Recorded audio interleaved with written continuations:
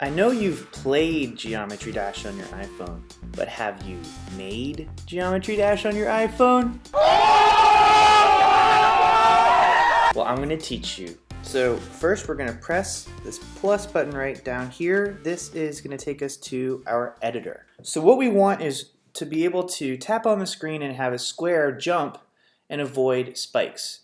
And then after that you can add a lot of cool details. So let's get our square and our spike. So I'm going to go to shapes by scrolling to the right. I'm going to pick square. And by the way, if you ever feel like I'm going too fast, you can always pause and rewind this video.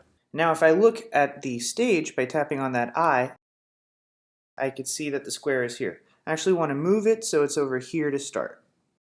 You can tap outside the stage, and if we play the game by pressing on the play button, the square's there but nothing's happening because we haven't made any rules yet. So let's go back to edit. I want to make a rule so that when I tap on the iPhone screen, the square will jump. So I'm going to pick for my when is tapped right here. And it already autofills iPhone, so that's great. When the iPhone is tapped. And then I'm going to tap inside the when, and this is the what, so this is the rule itself. And I'm going to pick jump. That's right there. This is a pre-made block. So you can open up blocks by tapping on the very right where the arrow is, and we can see inside the block that there are 3 blocks in here. One says change Y by 100, one says turn, and one says change Y by negative 100. Y measures how high up or down an object is on your screen. So let's play the project and see what happens. If I tap the iPhone, it does that. Cool. Now let's say I want to change some of these. So for example, when I tap here, it's spinning 360 degrees, and that's going to make this game really easy because it's in the air for too long. So let's go back to edit by tapping on the right, and let's tap on the bubble in the turn degrees block, and let's change that to, let's first erase 360, and then let's put in 90 instead. Let's see what that does. Tap. Cool. Okay, that's a little more challenging of a game. Let's go back to edit, and now let's tap on this arrow next to the square to close it up. And this gives us space to add a new object. So tap below the square's block, and here we can type in a new object. So I'm going to scroll and find spike, which is going to be the triangle. Now let's look at the stage. Alright, so there's the triangle. I want to move it so it starts here. Okay, and then what I want to happen is that the triangle is going to move to the left, and then it's going to reappear on the right and move to the left again to make it look like the square is moving and it's going past a bunch of spikes. So let's tap outside of here and let's pick our first when the game starts. So I want it to move to the left. So to do that, I'm going to scroll until I find the red blocks, which are the movement blocks, and I'm going to pick change X by. So changing X means moving left or right, and if I put a positive number in here, it's going to move to the right, and if I put a negative number here, it's going to move to the left. So I want the triangles to move to the left, so I'm going to put in negative 400, because that's the width of this iPhone screen. So let's see what happens. Cool, but then it stops right there, right? So what we want to happen is now it will disappear, and then it will reappear over here, and it will move this way again. So let's make that happen. So next, let's make it disappear. And we can do that by going to the green blocks and finding set invisibility and setting it to 100, which means fully invisible. So let's see if that worked.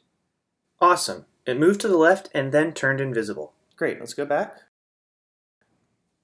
And next, let's wait a random amount of time so that this is challenging. So let's go all the way to the blue blocks and find a wait block. And let's wait a random amount of time. And to do that, we're going to scroll over to where we find random right here. Now go back to numbers. And I'm going to pick a range from 0 to 3000 milliseconds, which just means 3 seconds. So let's see what happens now. So we're not going to see a difference because nothing's happened after the triangle is turned invisible. So we have to change that. Let's go back to the rules. So after that, let's type under the blue block, but not below the when. This all has to happen in this when. So under that, let's make it go back to the right side of the screen. So we're going to find a red block called set position. And what we want it to do is to be on x equals 400, which is the very right end of the screen, so type that in. And then y, let's make y whatever the triangle's current y position is. And you can do that by going to the triangle's rules, which is down on the bottom. You can see down there, there's the triangle, and we can find the y's current y position. So it's going to go to its same y position as it already is at. Let's press play and see what happens. Okay, nothing yet because we haven't turned it back to visible. So let's go back to edit, and let's, right under here, we're going to add a set invisibility block, and we're going to set it to 0. Now let's see what happens. Okay, so now we have the triangle reappearing on the right side, but then it's stuck there, right? So now we have to add all these blocks into a repeat forever block. So let's go back to edit. Let's tap right here in the very top of the when above the change x. And let's go all the way to the blue blocks, and let's pick repeat forever. And we're going to drag all these blocks inside of repeat forever, because the way repeat forever works is that anything inside it will work from top to bottom and then start over again forever. And then let's drag each of these blocks in there. So to drag, you just hold down on the block and move it up. And let's do that with each one and make sure it's in the order it's supposed to be in. Remember, you can pause this video to drag in the blocks and then check it against mine. So it's change by -400, set invisibility, wait, set position, set invisibility to 0. So let's see if it works. Cool.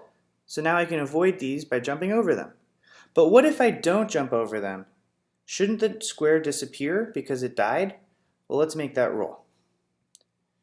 So let's close up this triangle's rules by tapping on the arrow on the top right corner of this block.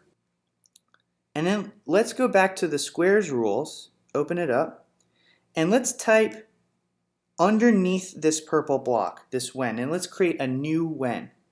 So let's say, let's go over to the bumps rule. And let's say when square bumps triangle, let's have it spin and then turn invisible. So I'm going to type in a spin block, and then I'm going to drag a set invisibility and make it 100% invisible. So let's see what happens. Oh, it died. You can restart the game by tapping on this refresh button in the top right corner. Let's try again. Oh no! Let's try again. Oh, there we go, we got it. Oof, this game is hard. Cool, and that's the basics of Geometry Dash, and now you can add cool colors to your background, and you can make a lot of cool variations. You could add more spikes. So have a lot of fun with this, and I can't wait to see what kind of cool stuff you make on your iPhone.